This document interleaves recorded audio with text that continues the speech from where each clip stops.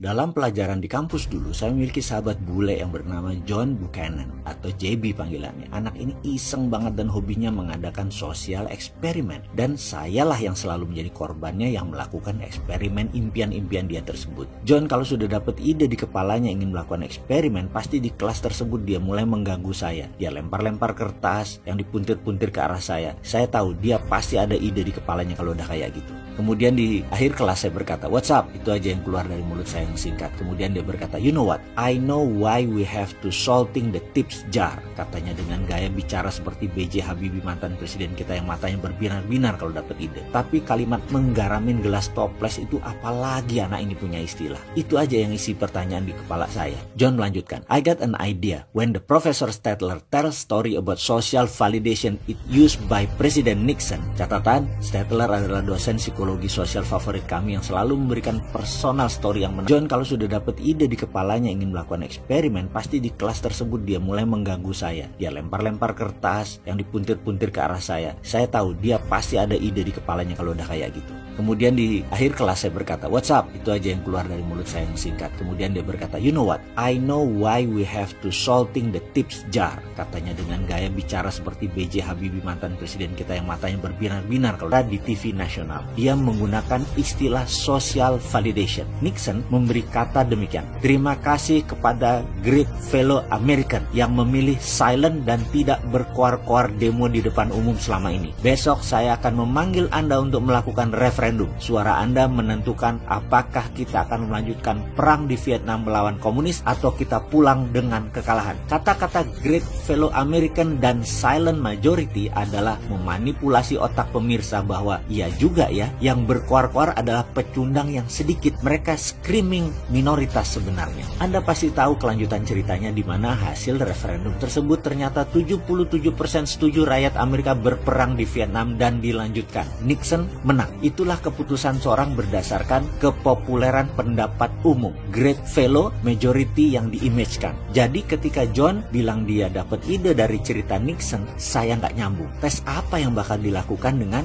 salting the jar? That's what we're gonna do at the student center. We find a nice girl, 2 of them minimum, Caucasian but tan, brunette, dan dia merinci detail harus bule, matanya agak oriental, sipit sedikit, kemudian puppies eyes, rambut hitam, jangan terlalu tinggi, bola matanya hitam atau dark brown. Saya bilang, "Why it's so, John? You are crazy geek." Crazy geek adalah nickname John yang saya kasih. Blonde girl, blue eyes itu cantik tapi tidak mewakili ras dan etnik secara kebanyakan. Rambut hitam di dunia ini 70%, mata kecil 55%, tan color skin bahwa gelap warna kulit merupakan 70% manusia di dunia ini. Bola mata hitam dan coklat juga merupakan mayoritas manusia di dunia ini. Jadi seseorang dengan spesifikasi seperti itu disukai mayoritas. Ingat, kita sedang membuat analisa berdasarkan popularitas, social validation. Yang saya jawab, "Where do I get this kind of girl? I don't know." Dia jawab kemudian, "Use your intuition, Rowing Guy." Dia menyebut saya dengan Rowing Guy. "Because you yourself are almost represent those human liking possibility." Wah, begitu John bilang saya mewakili kesukaan manusia terbanyak, yaitu mata sipit, rambut hitam, gak terlalu tinggi, GR banget saya. Walking on the moon, terbang rasanya. Jalan saya langsung chest up, dada membusung, superhero effect langsung saya mainkan. Saya jalan dengan percaya diri dan saya tersihir dengan si John on the hot itu. Jadi kemudian ketemu cewek spesifikasi tersebut, saya langsung sapa dengan pede. "Excuse me, would you like to be one of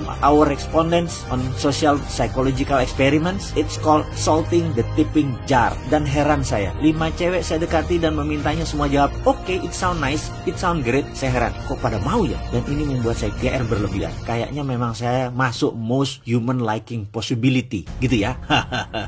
Kemudian hari saya baru tahu yang menghipnotis mereka cewek-cewek itu adalah kata-kata yang gak umum. Nggaremin toples, bukan efek saya. Wah, tenan. By the way, kita lanjut. Di hari H eksperimen, cewek tadi disuruh stand still, berdiri diam saja dan tersenyum. Di depannya ada jar atau toples dan di belakangnya ada spanduk lingkungan hidup. Dan saya John menyapa orang yang lewat. Kita bertanya pada yang lewat, "Hai, mohon waktu sebentar, kami mohon bantuan Anda. Gadis cantik ini sedang mengumpulkan dana fundraising untuk lingkungan. Kira-kira menurut Anda, orang-orang akan menyumbang berapa yang pantas ke dalam jar toples ini?" Mereka menjawab, $1. Lalu yang lain lain $2, yang lainnya 50 sen, $1, a bucks, dan nickel, begitu selanjutnya. Lalu John ganti jar toplesnya dan kami memberikan pertanyaan yang sama. Kira-kira berapa donasi yang akan diberikan oleh orang untuk membantu gadis ini mengumpulkan dana sumbangan untuk lingkungan hidup? Yang dijawab oleh responden berikutnya, maybe $50, $10, $20, dan begitu seterusnya. Survei 3 jam bagi John cukup, apalagi buat saya. Lalu, mengapa ada 2 jawaban berbeda dari 2 jar berbeda? Kehadiran gadis cantik tadi membuat responden mau dan berhenti jalan dan melaksanakan survei. Wajah cantik gadis tadi membuat fokus mata orang ke gadis tersebut. Itu semua adalah gimmick. Dalam toples John yang pertama diisi koin receh 1 sen, penny, nikel, sen-senan. Yang paling besar hanya koin $1.